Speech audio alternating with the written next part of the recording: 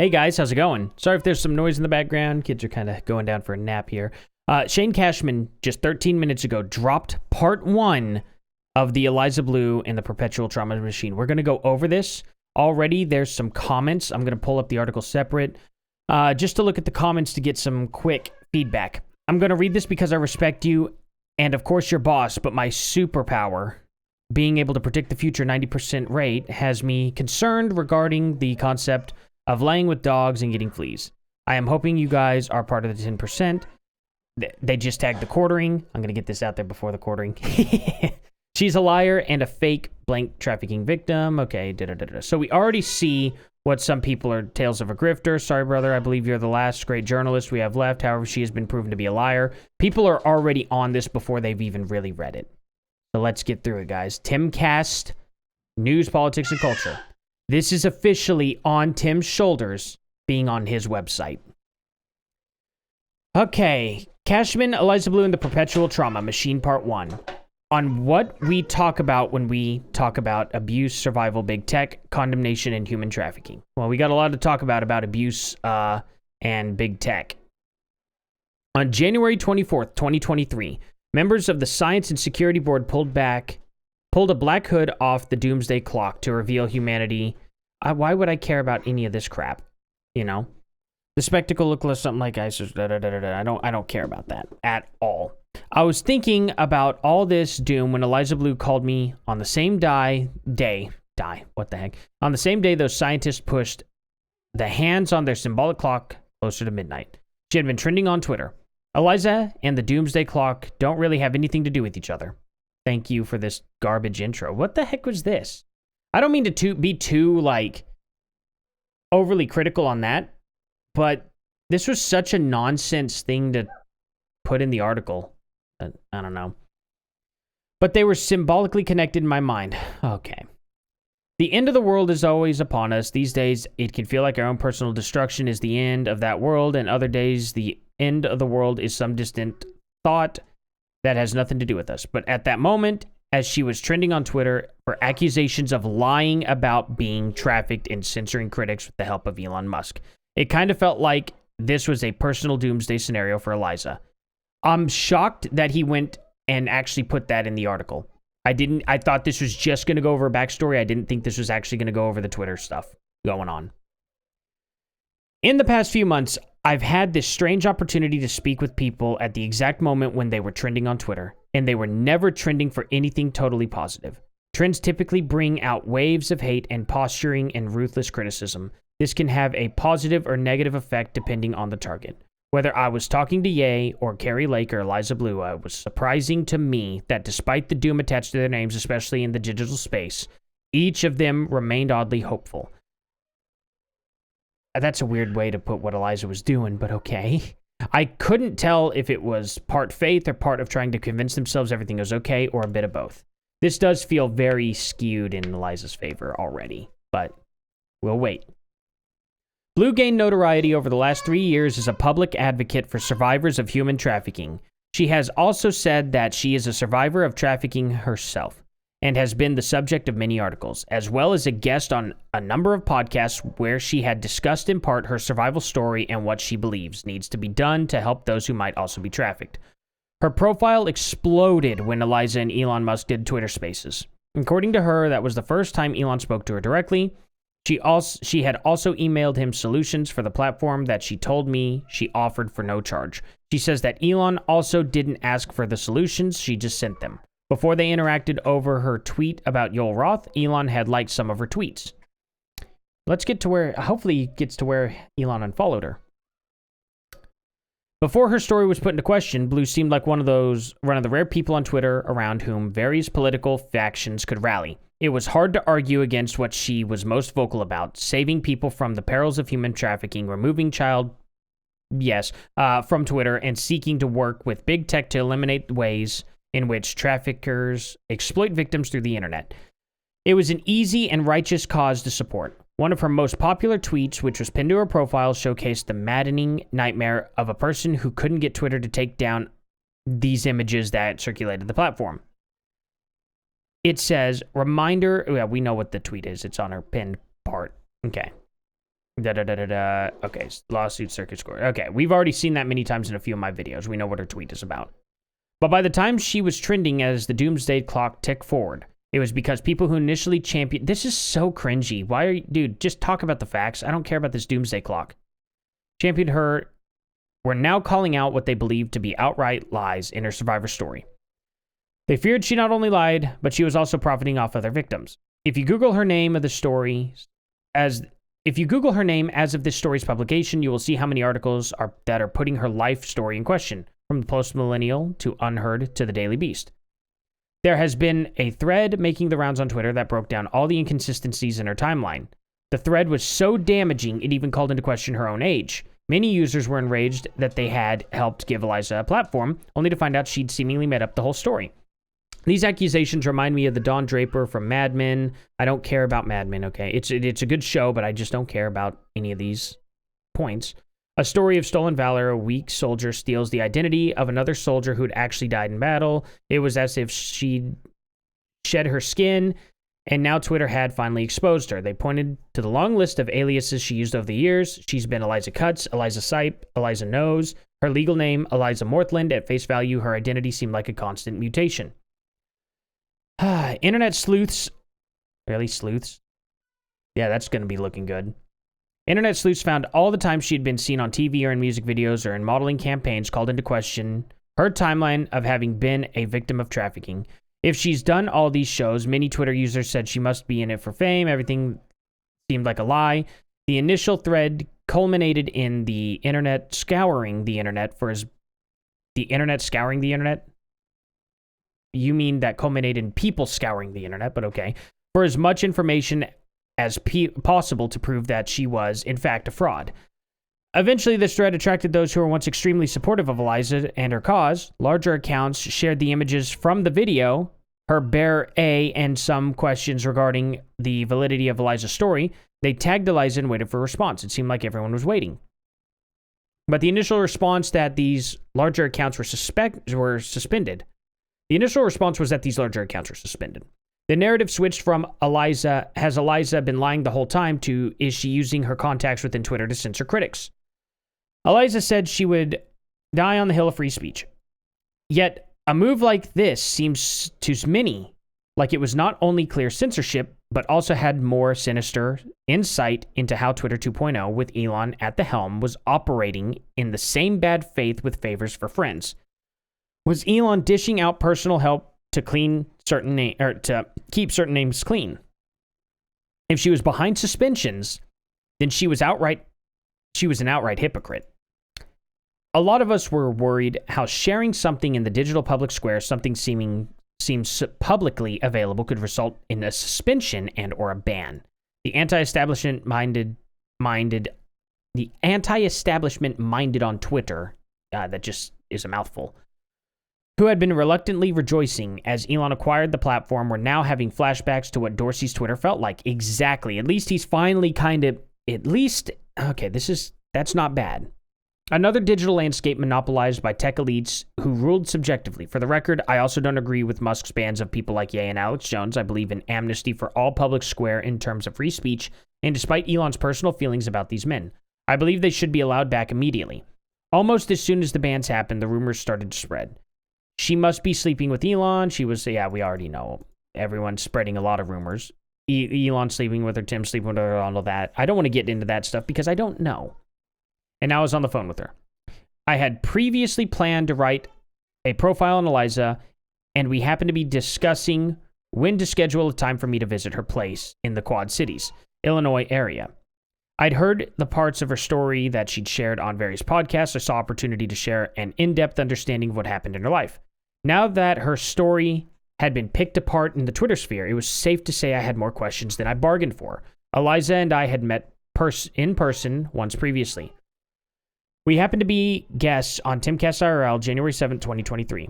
Eliza began that episode by reading statements from women who had claimed to be victims of Andrew Tate. Tate had recently been arrested in Romania for accusations of trafficking. I have actually a problem with that, and I showed the live stream at the very beginning because the victim says, and I quote, "If this helps people from not becoming alleged victims," no victim is going to say alleged ever.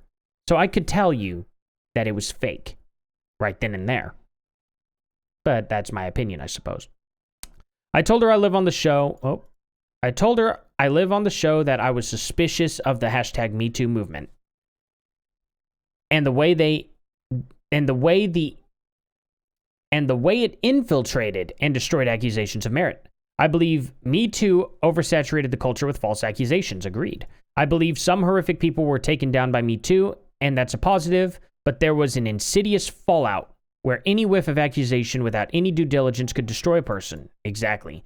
It was absurd to see the court of public opinion be swayed so easily just by just a few accusations with zero proof. I mean, if you want the best case on it, Vic Mignogna. That dude did nothing wrong. It's disgusting. Later on in that episode of IRL, Eliza asked me what it would take for more people to believe survivors, and I said transparency. I said, it's unfortunate, but the flood of false accusations has embodied widespread skepticism. It was difficult to believe anyone anymore, especially after the last few years where distrust between citizens and the elites had widened to a Grand Canyon-sized disconnect.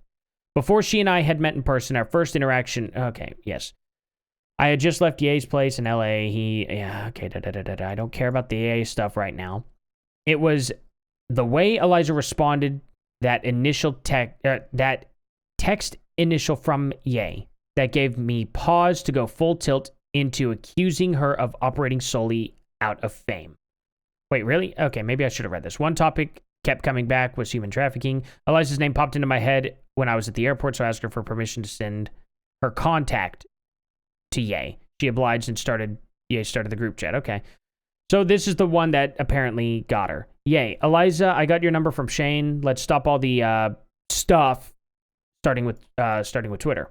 Eliza, the actual freedom of all people is the most important fight. No public stunt, by the way, and I'm not going to ask for funding or anything. I do everything on my own with an old iPhone God. Okay. All right. It was discussed on Timcast IRL that I would write a profile on her. I agreed to it. She shared it publicly, and now those that reject her story are using those parts as retroactive proof that I should not be taken seriously as a journalist. And I understand the concern. Twitter users started reposting tweets of me saying nice things about Eliza from a month ago, or from a month prior to the writing of the article, to the clip of me condemning her work and telling her I'm a fan, which was no different than what anyone on most podcasts had done. I agree. But I had also had a lot of questions, however. I tried to extend some grace and patience to those who have been attacked by the mob. A small collection of some criticism that I received as I prepare to profile Eliza. I'm aware. This litmus test for... Okay, I get it. People are saying that he slept with her and crap. Okay, fair enough. Whatever. He's an unprofessional fiction writer. Whatever. Gotcha. I don't care about that stuff. I like to say this. I seek to tell in-depth stories to the best of my ability. I have many of the same questions you might have and more, and I report at the pace that suits the answers I collect. I try not to peddle in knee-jerk reactions. I do not participate in the human centipede of tweet reporting. I am not here to fulfill the needs of the algorithm. I do not perform for trends, nor do I perform for the insatiable. I need to read my words before I'm trying to read it too fast. I trust my readers will afford me the patience and grace I need to make sense of the story. The accusation, okay, there's a lot of fluff coming up at the front of this, okay? A lot of fluff, and it's kind of driving me a little bit nuts. I know I need to be a little more patient, but it is driving me nuts. Now I feel this, okay, here we go. Now I feel the need to share another private conversation because it seems relevant to the reporting of this particular story. Okay. By the night that Eliza and I were both on Timcast IRL, I had also been in talks with Andrew Tate to write a profile on him. I had spoken with him directly in the days leading up to the arrest in Romania. For those that don't know, he's been accused of the same thing. Perhaps saying this, you now will kill the potential for that story, which I'd still like to write. But it's important for me to say that I would afford Tate the same amount of patience and grace to tell his story as I would Eliza Bleu. I don't really know either of them, but I'd like to give them the space to define their life for me, for the page, for the best of their ability. To the best of their ability, not for. After the thread about Eliza's life went viral, her timeline didn't make sense to me either. There seemed like major gaps in her story. I'm sure I wasn't alone in having this nightmarish thought experiment. On one hand, I would have preferred she was lying because from the bits of her own story she had shared, I'd rather not want that to happen to anyone. Oh, come on. It's silly. On the other hand, if she was lying, I'd feel personally let down. I don't believe it should erase the advocacy I've seen her do on Twitter and podcasts, but it would make it extremely challenging to take her seriously moving forward, even as I personally struggle with who does and who doesn't deserve redemption. If she had profited off victims, it would be dirty. If she exposed if she was exposed as merely a fame blank, I wouldn't be surprised. No real insult to Eliza, but the internet is filled with them. So another joining the ranks wouldn't be the slightest bit shocking. I mean, he's right on that. I think what I and most others probably found most egregious, aside from supposed power she had within Twitter, is that there was a possibility Eliza could have propped up victims to gain fame and money. But again, current economy deals in the currency of victimhood were all numb to the grift. And now as we were supposedly on the edge of nuclear annihilation, oh, come on, breathe this again? All right. I had Eliza on the phone who didn't seem nearly as anxious as I felt. So then they cuddled that night to make it feel better. No, I'm kidding. It's funny, though. I had questions, and she promised I could ask anything. Oh, God. We're already getting into that territory. It seemed like I was flying to Illinois to interrogate someone about either the darkest lies someone could tell or the darkest experiences someone could go through. My goal was to establish a timeline in Eliza's words and then cross-reference the timeline that is featured in the thread that went viral, plus all the information that comes light every few minutes on Twitter. Either Eliza's built an elaborate story for profit or she was telling the truth. How many times are you going to reiterate this point, man? Or she was telling the truth and we got the whole thing wrong. Neither seemed to be an easy answer. Okay, dude, we've heard you say this like twice now. My distrust points in all directions. Either she was the Jussie Smollett of anti-establishment Twitter, or somehow all of the anti-establishment Twitter had become the Jussie Smollett of victim blaming. I didn't really like the prospects any way you cut it. Eliza picked me up in her father's car, Mr. Morthland's car, that is, and we drove to the world's largest truck stop. Man, what is... Oh, my God. And there we did the nastiest thing possible. What you would do at the world's largest truck stop. Come on. Stop setting me up. A 24-hour truck utopia with a restaurant and a bottomless supply of cowboy hats. She seemed oddly positive. She wore a heavy black Tesla winter coat with her free Tesla, her new car. Anyway, really, I thought of all the coats this woman could wear. Of all days, she chose the Tesla coat. It was 7 degrees, and she said it was her one and only warm coat. I later asked how she got it. All of my Tesla gear was given to me by a friend. He worked for Tesla. Probably owns Tesla. No, I'm kidding. We'd known each other for 2 years before all this happened. My old winter coat was finished. I pulled out the Tesla coat this year because it's what I have. She was looking at her phone, reading an email. The Babylon Bee had notified her that they canceled an event they had planned to do together. It's heartbreaking, she said. I need my Christian brothers. I'm so blanked that they would cancel. Why? They might have had something else to do. Do you even know why they canceled? She had a slightly darker tone in her voice than she had since the last time we spoke.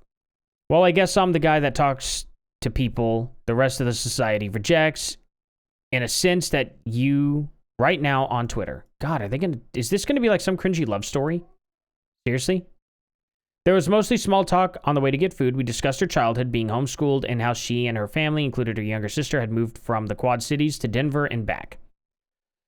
As we took our seats at the truck stop diner, I was alerted by colleagues via text that some people have announced her father's personal address, both home and office, and they were claiming to be on their way to film the location. I was going to be staying at her parents' house for the duration of my visit. Are you reading Twitter, I asked, referring to the barrage of comments about her life, all the images, everyone who had done anything with her had been tagged in everything too. I didn't even hear about this, but even so, he's a public figure. No, not his personal home, that's not good, but I don't think that's really leaked information, to be honest. But I could be wrong. I'm not going to sit here and say that for a fact. Friends are telling me that my silence is making everything worse, she said. Right now, people don't want to hear anything from me. No, they want to explicitly hear stuff from you, lady. What are you talking about? Like, we hated that you were silent and getting people banned. We wanted you to come out and address it. See, that's what's so frustrating with this whole situation. There's literally nothing I could say. No, there was a lot you could have said. There was a lot you could have said. Just ridiculous. Nothing I do will appease everybody. I can't be too mean. I can't be too nice. So many people have their minds made up. That wasn't true. When you started getting people banned, that solidified it for them. But had you actually said something and addressed these pictures and been like, yes, I did do this, people would have dropped it. You screwed that one up. That's true. I said wondering how the F I was going to navigate the story. I was hesitant to even ask her about all this. I would either be exposing her total lie or perhaps, yes, dude, or she'd be going through trauma. You said this now 4 times. I asked her how she defined human trafficking. Forced fraud, coercion for the sale of labor of blank. Anyone under the age of 18? Well, no. It doesn't matter what age you are. Engaging in any commercial blank activity for goods or services or money is a victim of human trafficking. So, wait, you're even saying that, like, sex work? Huh, interesting. Okay, anyway. She rattled it off quickly. Under 18, she said, is automatically a victim no matter what. I agree. There's not a question, no gray area. Even though her on video said the otherwise, but okay. Maybe she changed her mind.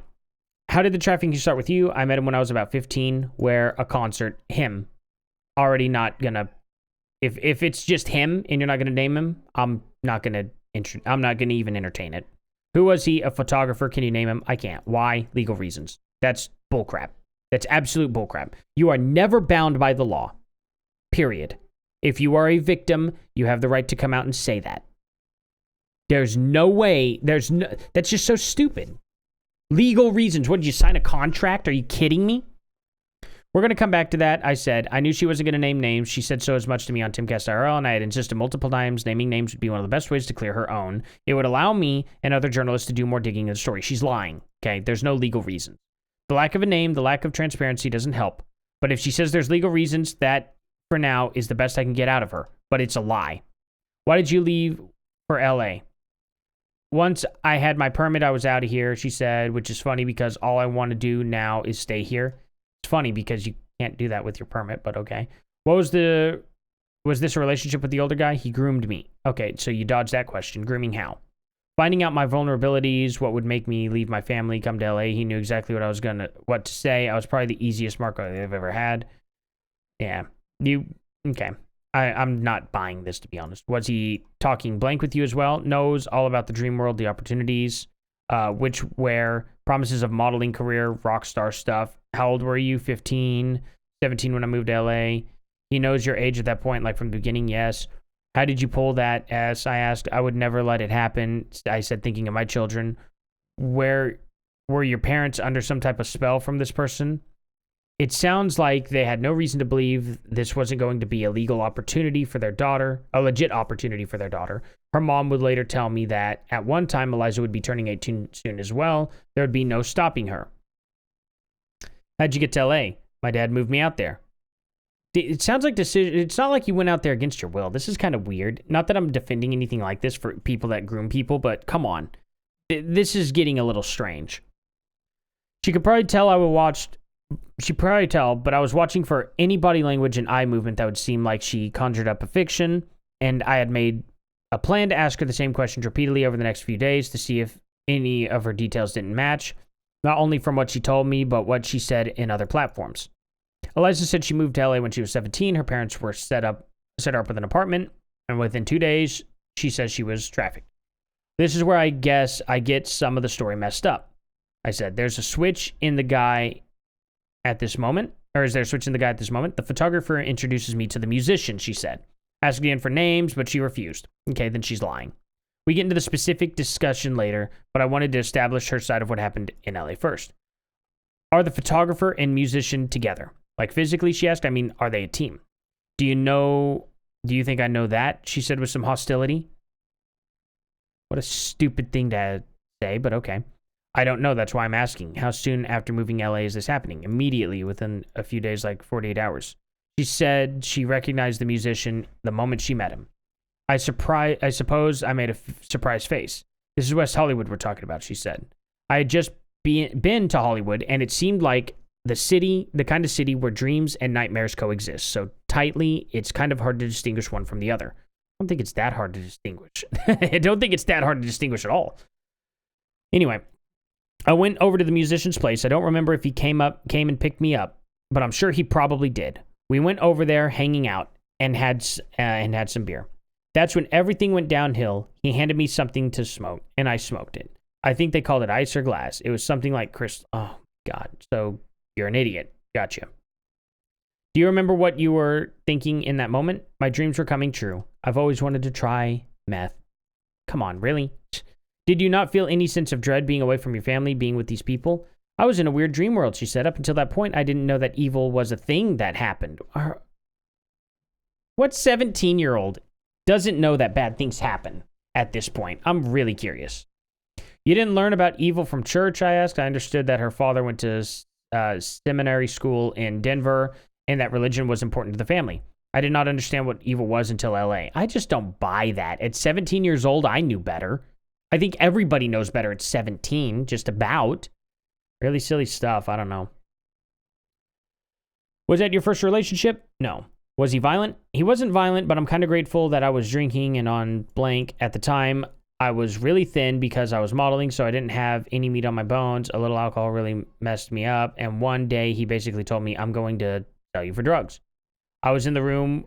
I don't know why I censored drugs earlier. I was in the room where he brokered the deal. He called the guy. I don't know if it was all planned out in advance or whatever. I don't know. I'm assuming this is the thing they did. So he told you, and you were just like, okay, I'm cool with that. Really? He left? Literally, that's weird. I'm going to sell you. And then I was in the room when he brokered the deal. He called the guy. Okay, so he told you that. While he's on the phone, you don't leave. You don't do anything. Kind of weird. And you considered this a relationship. I probably would have thought that, but I wasn't used to having male relationships. Not like that. So brain dead. What? This doesn't even make sense. Did blank with him come into place before all of this? It was clear there was no choice, she said. The things like, I hadn't come from that. That wasn't a part of my lifestyle. When he called the buyer, were you thinking anything like, what the F is this phone call? No, I was just told we needed more blank, so we're going to sell you. And I was like, oh, I'm a child, blank. I was embarrassed. I knew immediately I would never tell anyone about this. What? That's not how this stuff happens. I'm so confused. I don't believe this at all. Kids who get taken and stuff usually like, have you ever read stories about this happening to kids and them surviving? This doesn't like, I've never heard of it happening this way. You must be really dumb. Just seriously, you were living a great lifestyle and everything, and then you go there, and the next day they're like, you know what, we're just going to sell you out for drugs, like just 2 days after, and you're like, oh no, nothing's happened to me yet, but I'm just going to not mention this at all, and I'm just going to do what I'm told? What? Okay. The musician dropped her off at a house in West Hollywood Hills. Can you describe this man, the buyer? Old, fat, ugly guy. I could probably recreate pieces of his room. It's weird what your brain remembers. His bed was red, but not blood red. It had a red blanket. It was a really nice place, and there were multiple people living there. Oh my God, is she talking about the Hefner mansion? Seems like it, right? Were they there for you too? Not for me. They came and went. Lots of drugs and alcohol. How long were you there? I can't say, maybe days, a week. Were you on drugs? I asked. Yes, thank God. Who says that? It was not a pleasant experience. If you weren't on the drugs, this wouldn't have happened. Because you'd have to be smoking some sort of crack to be just like, okay, I'll do this. You know what I mean? It was scary. I don't know what particularly happened, but I think I started to kick a little bit. Okay. I think I became a problem. I wasn't eating, I wasn't drinking, and I believe I had an overdose, and that saved my life. That doesn't even make sense. This happens sometimes with victims. I was left for dead, but I survived. I thought it was my fault. Okay. I woke up in Cedars-Sinai. I think that's a hospital. No friends out there. The nurse, was treating me, told me she treated Kurt Cobain once, and that he and I have the same eyes. He died a few years earlier. That moment eventually would keep me sober. Wow, and you... What? Maybe she was just gassing me up to make me feel better, but it gave me confidence. How'd you get back home? My parents bought me a plane ticket. Somehow they knew. And they did nothing about it? She doesn't know anything else about it. Okay. When my dad dropped me off in LA, I think I had blonde hair, and when I arrived back here, I had jet black hair. Everything I brought home was in a trash bag. My parents didn't recognize me, she said. And you're not going to bring up anything about My Chemical Romance? Because I have a feeling that's who she's talking about, but this is just so bad. Like, she wrote an entire blog about My Chemical Romance and stuff, and yet she's not legally allowed to mention it now, but she did then? It doesn't make sense. The people that really hate you are demanding these details, I said, as a way to say, I'm sorry for asking, but I didn't know how else to cover this story. One must work with the primary source first and then unspool what you can from there. I can't reverse engineer it. It's like gore blank. Eliza said, referring to the gruesome details that many are saying they need to hear from her to believe any trafficking took place. They're hitting me up. They're wanting to know if my blank is ripped. What are you talking about? A part of me hopes that you are lying because I want none of this to be true. She went back to recalling what she could of the overdose. Good God, this is a long article, guys. I'm sorry. Everybody's just got stuff that's happened to them, she said. I was lying in bed last night thinking about all of this. I'm so grateful that I'm still alive. So, like, it is bad. Yes, but, like, bro, think about how much life I've had since then. I'm so grateful despite all this stuff. I did so much, cool stuff. I think she's felt like she had something positive, had to say something positive because my face was probably grim as the scientists standing with their doomsday clock. He is writing this like a fiction writer, and it's kind of driving me nuts. Stop bringing up the doomsday clock, Shane. Good Lord. So do you remember anything leading up to or after the overdose, I asked. I guess it started at the buyer's house, and they dropped me in a musician's hallway. I'm surprised they even called anyone. They were probably like, we aren't going to deal with this blank girl. Yeah, doubtful. I really doubt that. They could have easily had an alibi for it. They could have easily... They're in Hollywood. Just doesn't make sense. A lot of people who have been looking into your past are asking themselves how this could have happened to a daughter of a politician. It looks like she had a nice family. That's the most disgusting insult, she said. You can be a survivor and be other things. You can have a family. A lot of survivors I know are married, have kids. It's not like you're a survivor and that's all you are. I could be fully in trauma, probably on a disability, just rotting away, still off the LA experience. That's why I'm like, all this point, I don't care what people say. Listen to what I survived. That's crazy. Look, I don't think... Something tells me Gerard Way didn't do this. He's got zero people coming out saying this about him. She, and her own original story of her and Gerard Way with My Chemical Romance, tells a completely different story years ago. I just don't buy this, because apparently after this, she's been saved. And that's that, right? I don't know.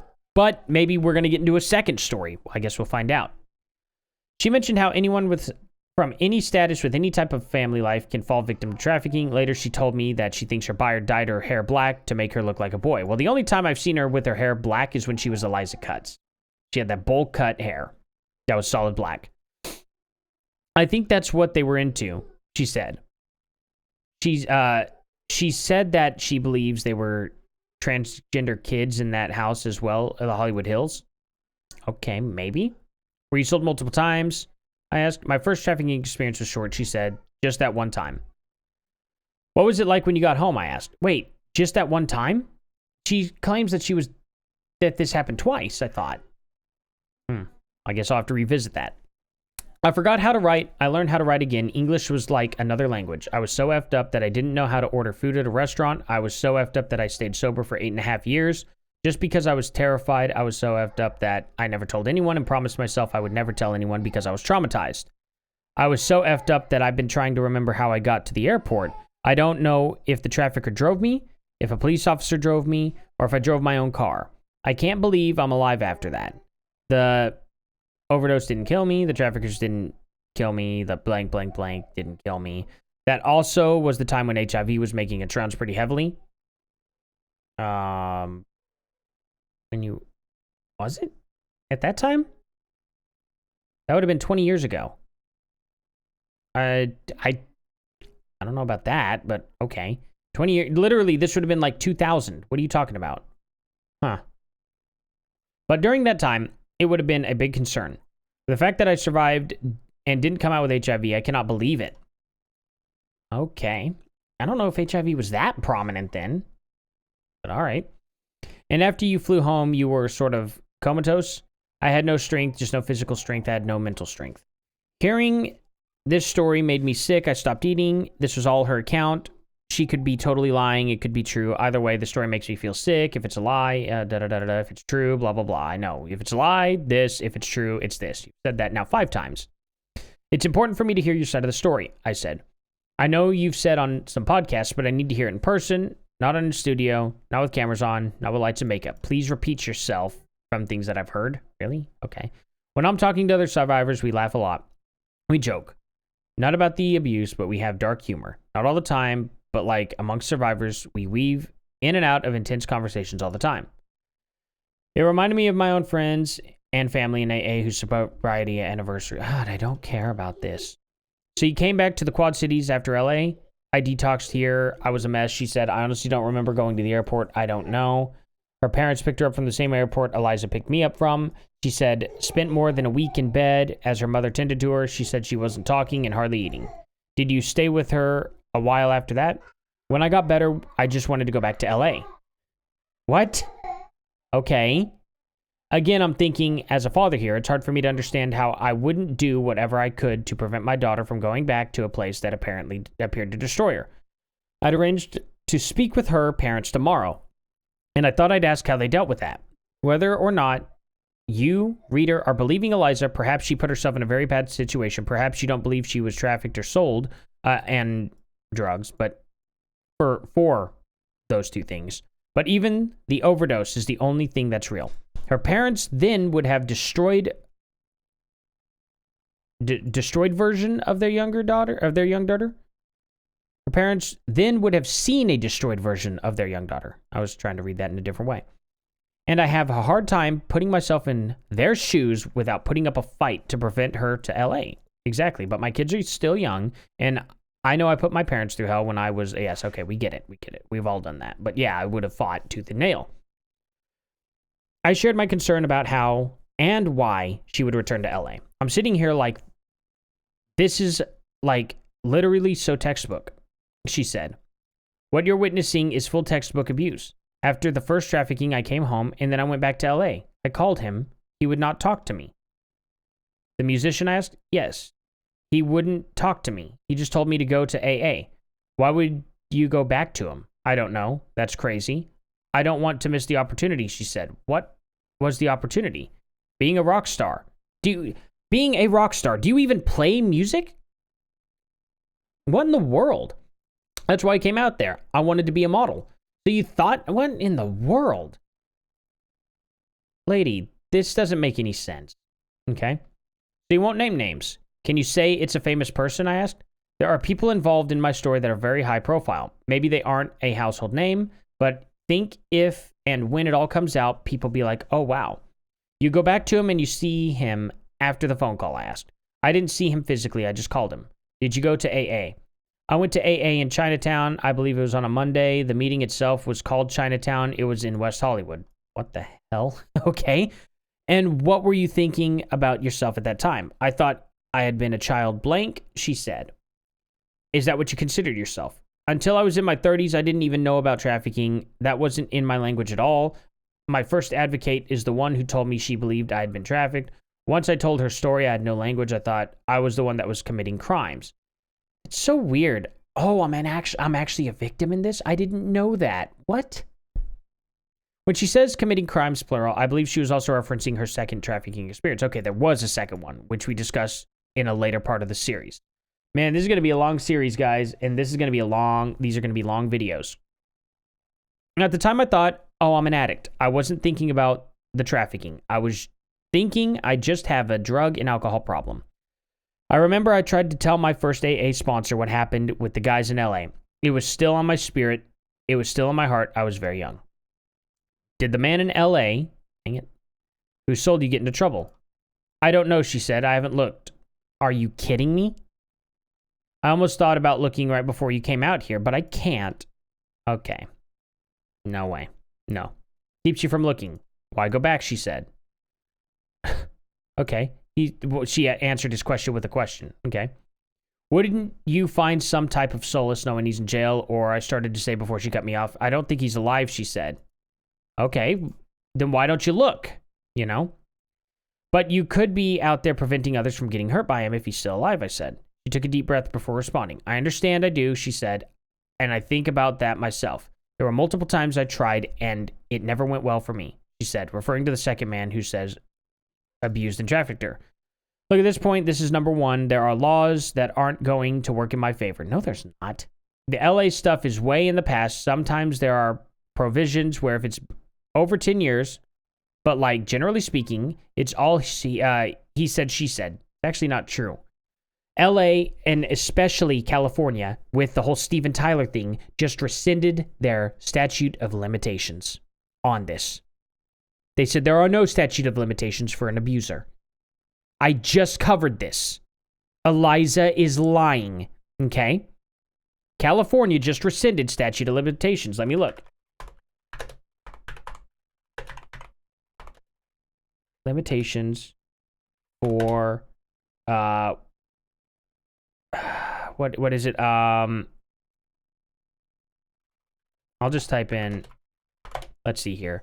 California Governor Newsom signed a law on September 19, 2022 that suspends the statute of limitations for some sexual assault claims for adult survivors. This was September 19th, 2022. Okay. I know this because I just covered it with the Steven Tyler thing. So when she sits here and says, look, at this point, this is number one. There are laws that aren't going to work in my favor. The LA stuff is way in the past. Sometimes there are provisions where if it's over 10 years, but like generally speaking, it's all he said, she said. Okay, but California supports that. As much as I disagree with it, California supports it, so you're lying. Simply accusing someone with no evidence, it would not end well for me. Just such utter garbage. You actually have a state that will have it end well for you, and you're still saying that. See, this is why I don't believe her.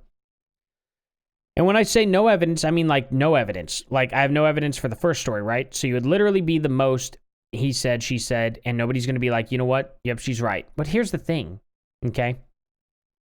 There were many opportunities for you to come out. There were many opportunities for you to come out since September 19th, and you just haven't, and you won't even name the names. It's just utterly ridiculous. It's so fake that it hurts. Do you know what I mean?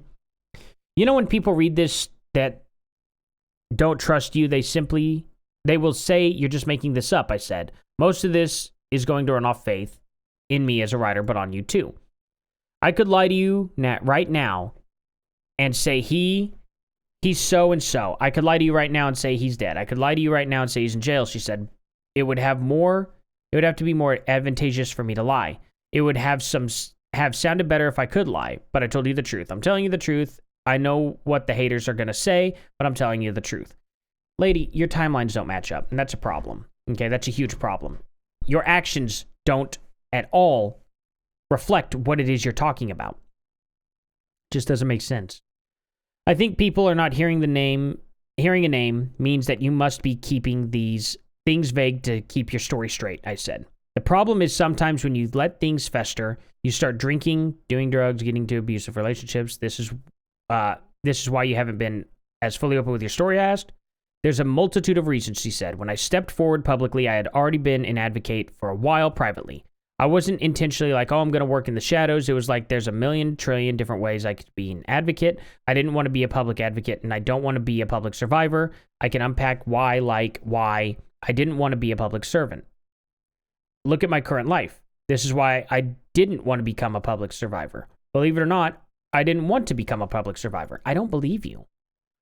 Her first appearance publicly as a survivor of human trafficking and an advocate for survivors through an article in the Daily Wire written by Amanda Prestigamo. I'm not saying that last name. Amanda P. Whatever. Amanda P. Grand. She said she reached out to the Daily Wire at the beginning of the lockdown. She wanted to see if they would cover the way lockdowns would affect human blank the lockdown she predicted would increase risk and vulnerabilities. And yet you didn't have to go out there and be public, did you? I didn't reach out to them to cover me. I don't believe you. I want the Daily Wire's word on this, actually. I want the Daily Wire to come out and reiterate this. I didn't want to be public about my story advocacy, she said. Eliza claims she did not want her name and face in the article, but according to her, Miss P had fought to include these details, as she believed it would give the article more reach. The two went back and forth about this until Eliza finally agreed to allow them to use her name and image. P previously tweeted about her decision to ask Eliza to use her name. Eliza came to me during the pandemic Eliza came to me during this. Oh, okay, they're quoting her. Okay, gotcha. That's why this is worded weird. About abuse trafficking. Her concern was always with others. She had so much knowledge about how to address the vital issue, otherwise largely ignored. I asked her to include her name photo because I thought it would bring more attention to the issue, and it did. I don't regret asking her to do so. She's one of the fiercest fighters I know. I'm told she's now being targeted personally, and right as she's helping Elon Musk fight child exploitation on Twitter. Strange timing. Oh, okay, so you're not going to dig into this lady? Oh, this is not good. I thought it would bring more attention to the issue, and it did. I don't regret asking her to do so. Well, she could have said no, and she could have just given a statement. She's one of the fiercest fighters I know. I'm told she's now being targeted personally. Right now, she's helping Elon. Strange thing. Eliza came during me to... Yeah, okay. So we read all this. Why did he put it in out of order? So, anyway. I think we're almost done with this article. Holy cow. Oh, okay. Guys, bear with me. Hopefully this video is worth it. Please share the crap out of this.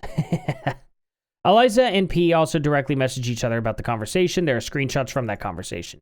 You didn't even want to tell your story. You wanted to help others get out as much information as possible.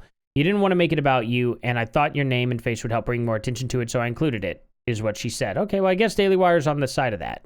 All right. As far as this, we can tell from this specific experience, Eliza didn't immediately jump onto the idea of notoriety through advocacy, at least not in the very beginning through this venue. Even still, I asked her about the accusation, and everything she has done been purely for fame.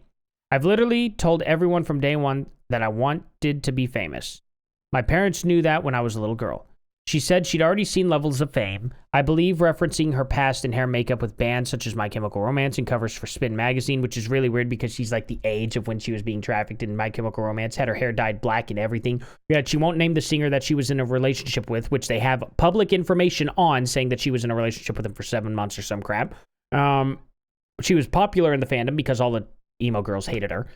She was trying to break up the band and all that crap. Doesn't mention any of that. That's the only band that we know she's been in touch with, and yet she can't say anything. And yet, she wasn't skinny as a rail in any of those pictures. Now, was she?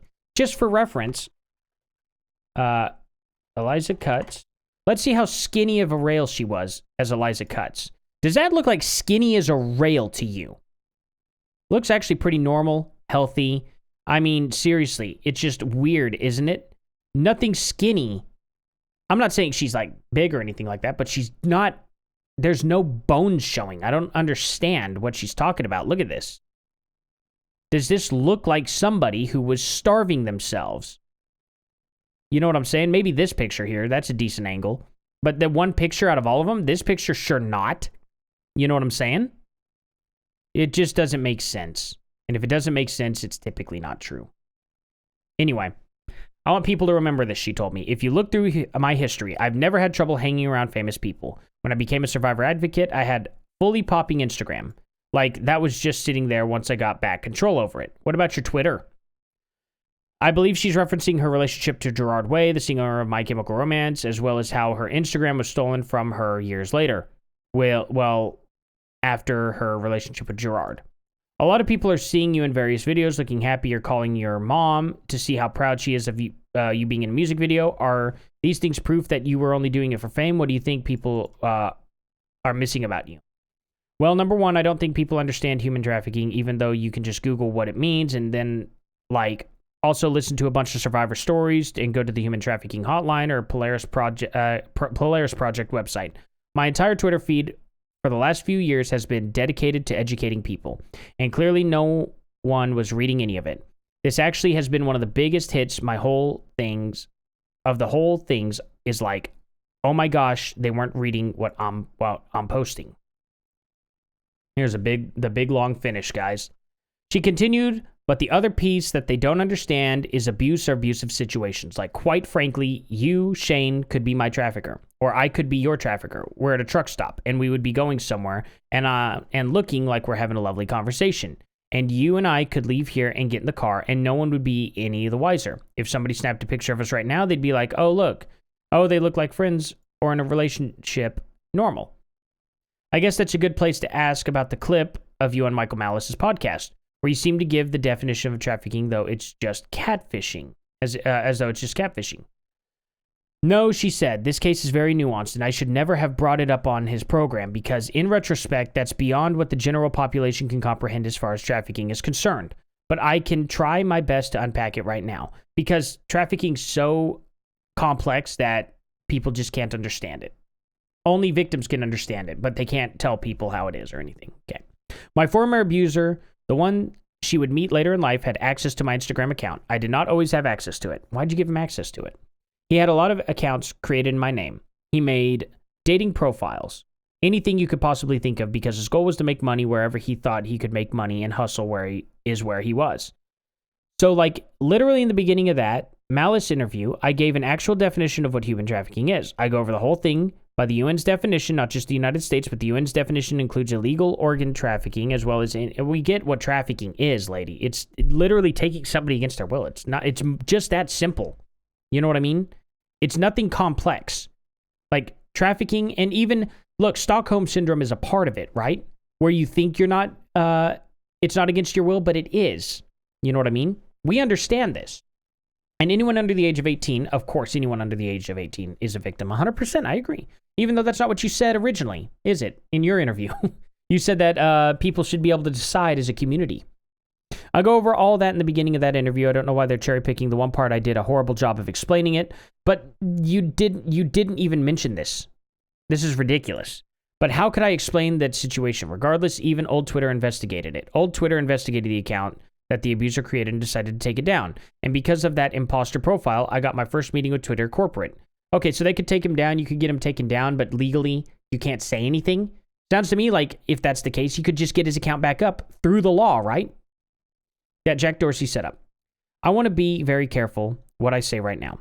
Jack and I were acquainted, and I never asked him for help because I was scared. I didn't know. I was like, what's going on here? I didn't ask for his help pulling it down. I went through proper channels. Technically, it was the only way I could report it. So you reported it, but then you get nervous and confused? What?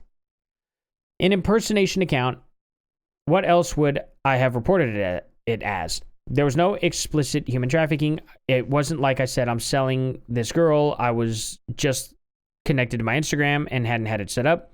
But I wanted to let them know that I have an abuser out there that set this imposter account up. I did not set up that profile.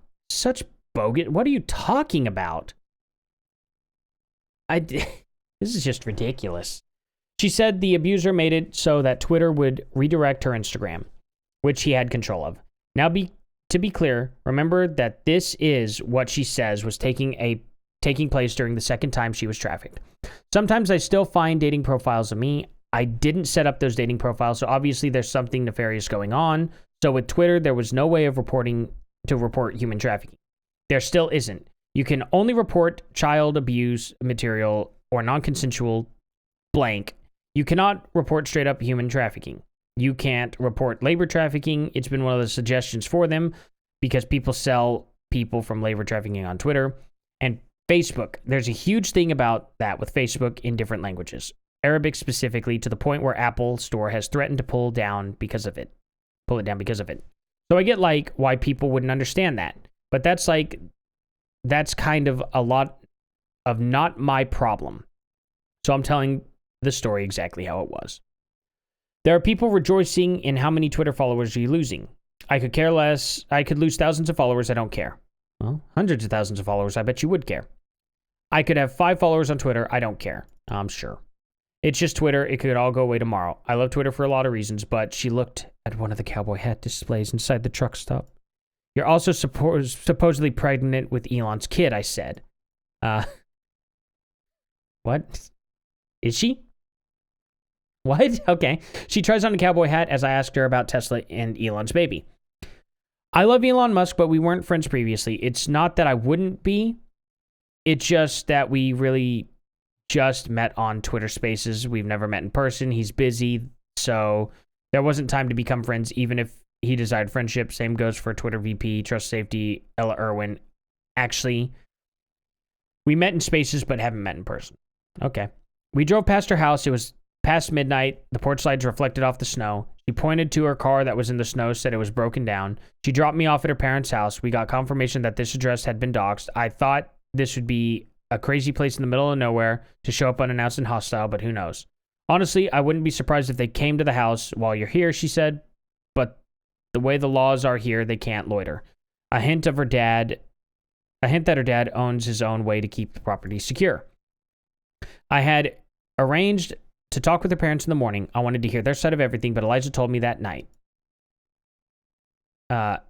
Eliza drove up the long, narrow country road back to her house, which she told me her parents let her live in. I felt like I was standing out on the moon. It seemed as though I was the furthest I could possibly be in the United States from the tech giants. Even still, Twitter was very much present in the monitoring my every move. Okay, so we get it. This ended in a weird way. He showed the story. It does still put things into question as to what side they're even going to be on. Shane Cashman does not take sides at all. He's going to do part 1, probably part 2, and part 3. We'll go over that, guys. This is on Timcast. This is looking good, I have to say, for the article. I don't know where the mind is, but at least the article does clear up some stuff. There's a lot of stuff that the article bombs on. First of all, there's not a lot of pushback on her in general. He doesn't bring up anything that contradicts her. He doesn't bring up her, well, he kind of does, but he doesn't really bring up her talking about her Twitter accounts. When she says, he doesn't bring up the Twitter thing at all, actually. She says that she wasn't even on Twitter till 2019. Well, in 2012 and 2015, she's pushing her Twitter account. She claims she only had an Instagram, but she's on video literally advertising her Twitter accounts. There's many lies that she's busted in that he does not bring up. So I'm skeptical of Shane Cashman still, but I guess we will see, guys. Long story short, I give this article a B. I'd say a B. It's a 50-50 article to me, okay? It does decently well of questioning, but all in all, the real answers I'm looking for are going to be on Timcast tonight. Guys, this is an hour-long video. I didn't expect it to be.